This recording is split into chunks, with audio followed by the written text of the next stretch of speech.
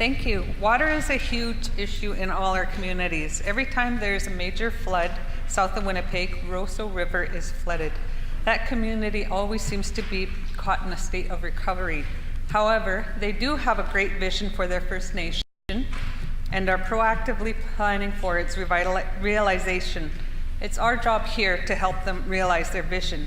Can the minister tell us what he is doing to protect Roseau River First Nation, or will he again deflect me to the federal government? The Honourable Minister of Infrastructure. Well, Madam Speaker, I would like to thank the member for that timely question. Yesterday, myself and the Department of Manitoba Infrastructure visited the Roseau River First Nation. We had very good conversation with them. They are very pleased with the help that they're getting from INAC, who they report to. There are some issues that have to be dealt with, and we will support them in their approach to asking for the appropriate money from the federal government. Hear, hear.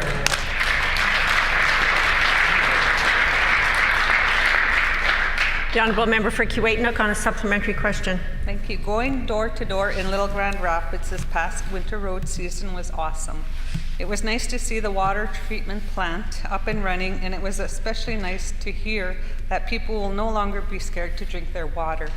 It was also nice to see the work beginning for trenching to replace the old sewer pipes.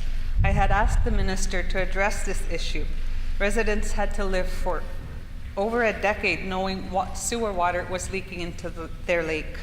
Can the minister tell us how much dollars did her department give to Little Grand Rapids to finally fix this issue?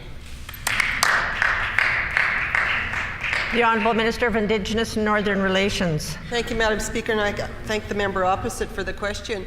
And I'd like to point out that our government is taking great strides in working not only with the First Nations in Northern and all across Manitoba, but also Northern Affairs communities.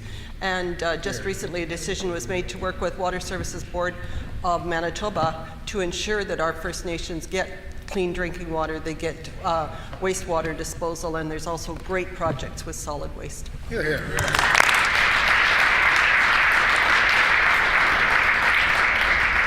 The Honourable Member for Kiiwetinoong on a final supplementary. We all know Lake Winnipeg is suffering, and oddly enough, this government is pushing through with their own unknown real agenda regarding quotas and fish net mesh sizes. We all like to know what their true intent is, but for now, a 30-day window for fishers to get together and talk is very upsetting. It is simply not enough time for such a big discussions and decisions.